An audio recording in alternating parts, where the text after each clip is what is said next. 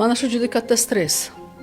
Chunki jamiyatning shunaqa fikri borda, bu eski qoloq stereotiplardan, ha u erdan ajrashdimi, demak bu yaxshi ayol emas. Bunda o'zida bir gap borda deydi. Telegramda yozishgan yoki kim bilandir sevishgan yoki kimnidir sevgan bo'lgan shu uchun chidab yasha olmadi. Qarang. Sen bir ayolning ko'ngliga kir, qalbiga kir, uni og'riqlarini his qil. U azoblar jonidan o'tib ketganidan ketdi o'sha xonadondan. 100% aytaman. Yaxshi xonadondan. Ayol o'zini emin, erkin, baxtli his qilgan xonadondan, bolalari xavfsiz his qilgan xonadondan erkakdan ayol hech qachon ketmaydi. Yashaydi o'sha xonadonda.